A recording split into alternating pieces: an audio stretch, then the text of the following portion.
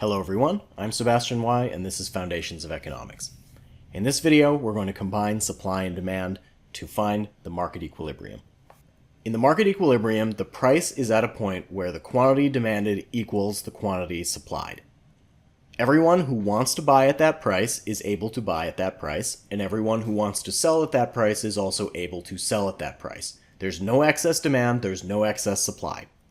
For this reason, we also call this price the market clearing price. In the last two videos, I emphasized three different ways to represent supply and demand, and that they all talk about the same thing: a schedule, a function, and a graph. We're going to look at all three of those here.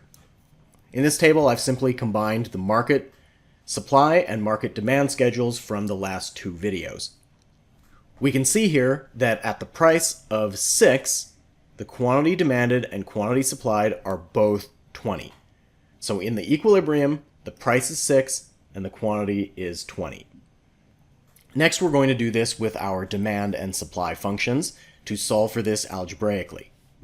From the previous videos, our demand function is quantity demanded equals 50 minus 5p, where p is the price.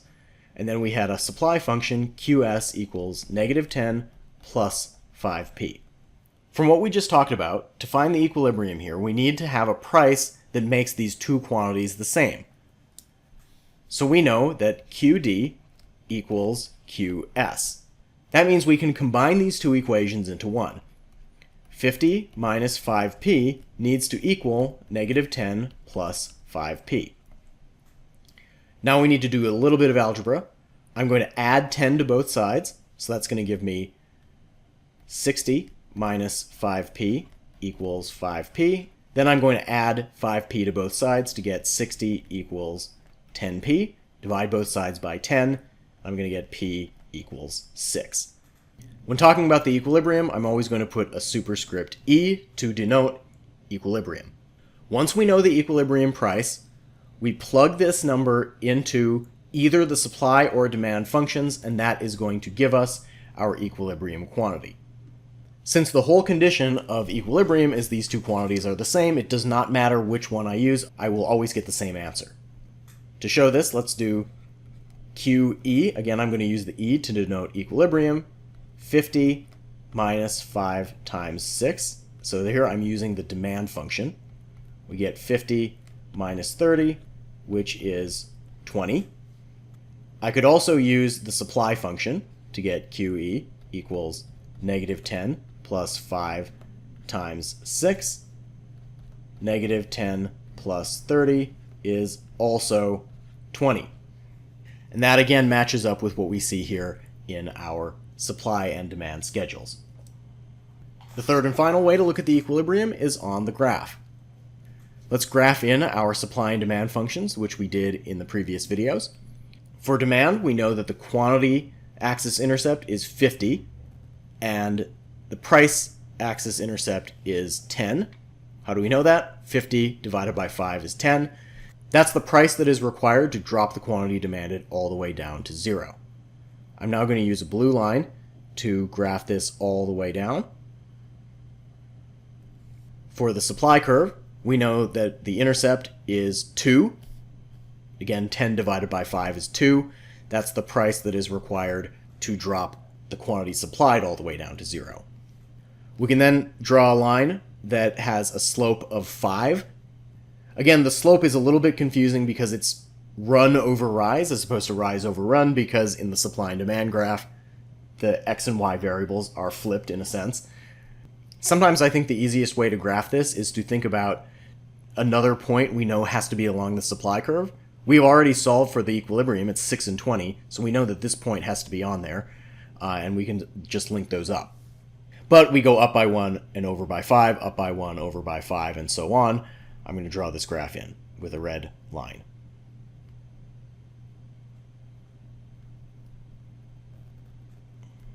Now, always remember to label your supply and demand graphs, and if you're drawing this at home, label your price and quantity axis with a P and a Q. I'll just do that up here.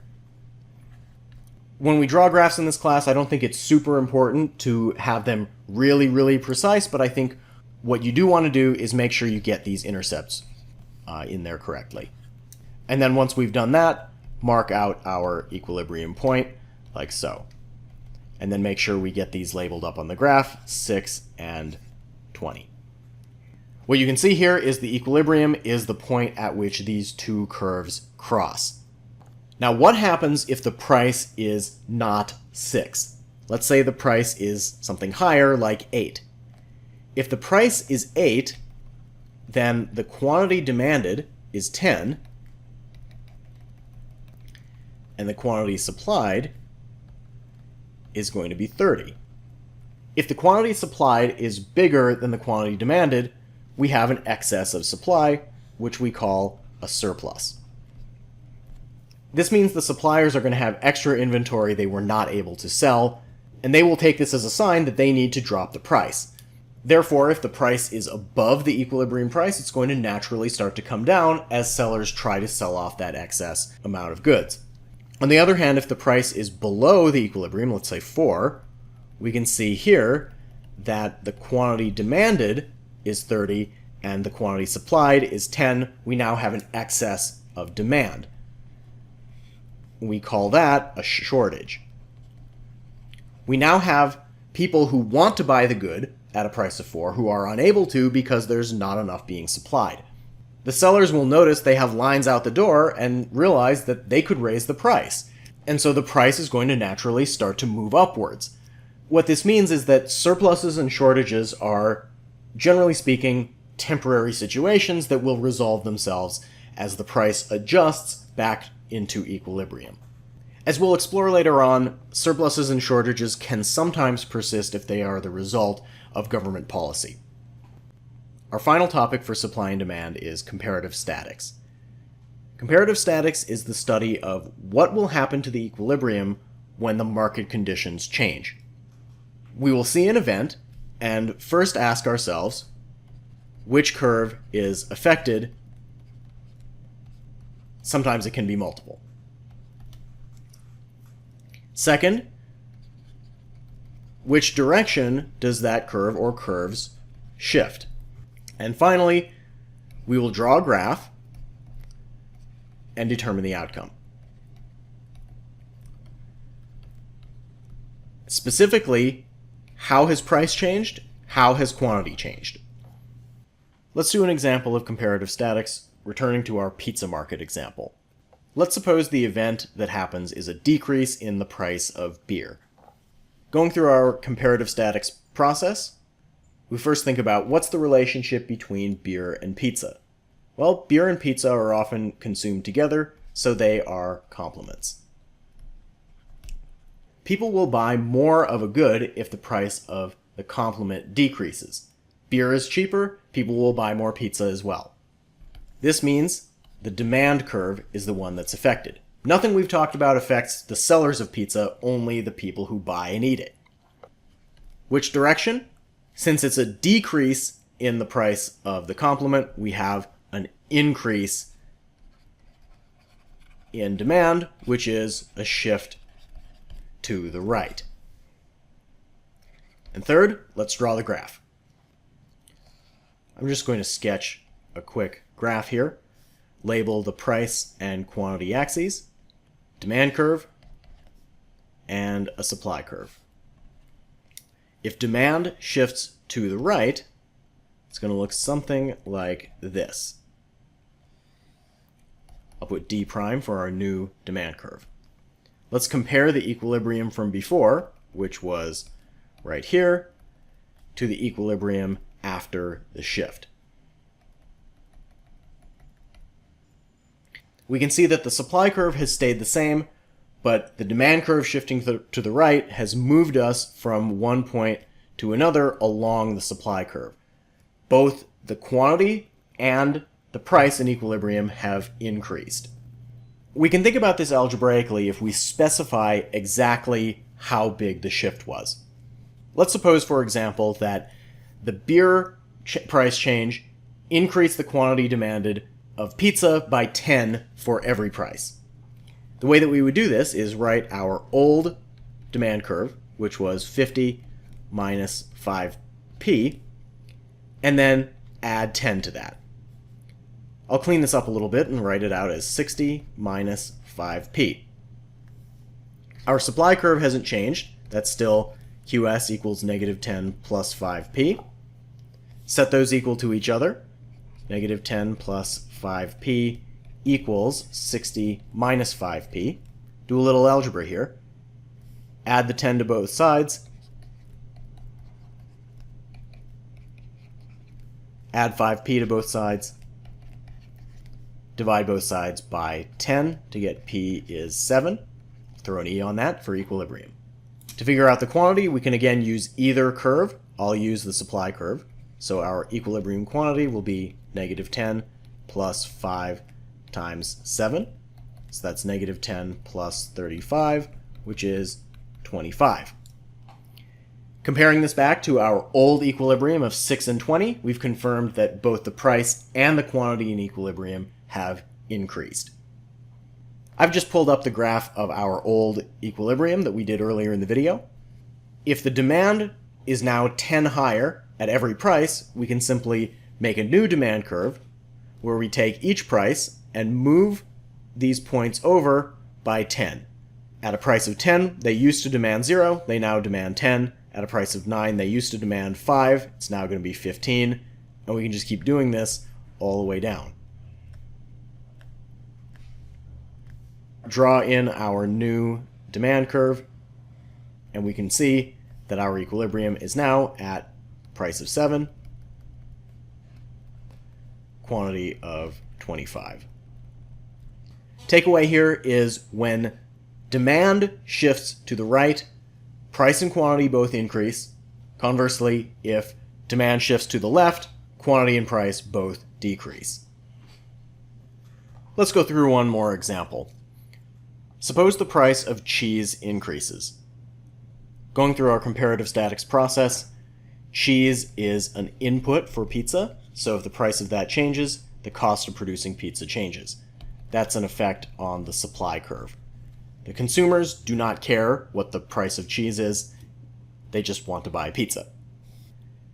Since the price of an input increases, that is going to shift supply to the left. It's now more expensive to produce.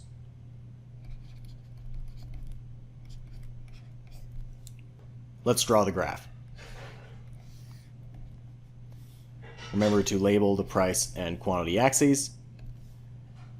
Sketch in a demand curve, sketch in a supply curve. Supply shifts to the left. It's going to look something like this. Let's take a look at the equilibria. Before, it was right here, and after, it was right here.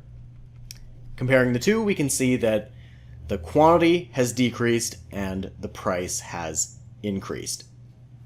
In general, this will be the case when supply shifts to the left. On the other hand, if it shifts to the right, increase in quantity, decrease in price. Let's take a look algebraically if we were to know the exact amount. Suppose the effects were a decrease at every price of 10 units supplied. Our old supply curve was negative 10 plus 5p. We're going to take 10 off of that. Cleaning this up a little bit, we get negative 20 plus 5p. Demand curve hasn't changed, 50 minus 5p. As usual, find the equilibrium by setting these equal. So negative 20 plus 5p equals 50 minus 5p. Add 20 to both sides. Add 5p to both sides. Divide both sides by 10. We get an equilibrium price of 7. Now we're going to plug this into either of our functions to get the answer for the quantity. I'll use the supply curve this time. So we get an equilibrium quantity of negative 20 plus 5 times 7. Negative 20 plus 35 is 15. This confirms that the price increased, but the quantity decreased relative to our old equilibrium, which was 6 and 20. Doing this precise shift on the graph, we can move our supply curve to the left by 10 units at every price. So for example, at a price of 10, we used to have 40, we now have 30, and we can keep doing that all the way down. And then we're going to use a red curve to connect this up. And you can see that we have a new equilibrium at 7 price, 15 quantity. I'll point out now that these shifts of 10 to the left or right that I did in these examples were completely arbitrary. They were just numbers I came up with. The last thing we'll talk about in this video is what happens if the supply and demand curves shift at the same time. We'll start with the equilibrium we had from before. Let's suppose that the shift of our demand curve to the right and shift of our supply curve to the left happened at the same time.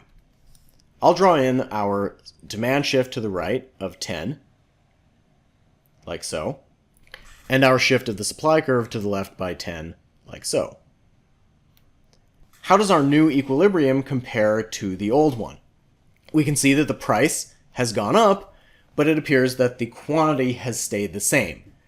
And it's very tempting to come to this as a general conclusion, but that is not the case. The way that I drew these, with these equal shifts, it ended up that way. But that's only if we know specifically how much each curve shifts. Suppose that all we know is that the demand shifts to the right, supply shifts to the left, and we don't know exactly how much. Let's suppose that instead we had a really big shift of the supply curve to the left. Say, like this. Now what's happened? Well, with our new equilibrium compared to our original one, the price has still gone up, just like in our first drawing, but now the equilibrium quantity has decreased instead. Alternatively, let me go back to our original supply shift. But for the demand shift, let's make the demand shift really big. Let's say it goes all the way over here this time. Now if we compare this new equilibrium point, again, price has gone up. That's been consistent across all three drawings, but this time the quantity has increased. So we can see that when this happens, we were sure about the price increase, because a shift of the supply to the left and a demand shift to the right both result in a price increase. But on the quantity side, these two effects are fighting against each other. Supply shift to the left decreases quantity, demand shift to the right increases quantity. We don't know which one is going to win out unless we know exactly how big these shifts are. So if we are lacking in that information, all we can say here is that the price increases, the quantity, we don't know. That's left ambiguous. So whenever we have two shifts, one of the two things, price or quantity, we'll know and the other will be ambiguous. Now, which one of these is which depends on what the specific shifts are. This table gives a summary of all the different combinations of supply and demand shifts and what's going to happen. You can see that when both shift, one of the two, price or quantity, is always going to be ambiguous. I don't recommend that you memorize this chart. Instead, my advice for figuring out a comparative statics problem is always to draw a graph. All you need to do is come up with a simple sketch like the ones that we've been doing, and usually the answer is going to drop out in front of you. That is it for the basics of supply and demand. If you have any questions, feel free to let me know. Thanks for watching.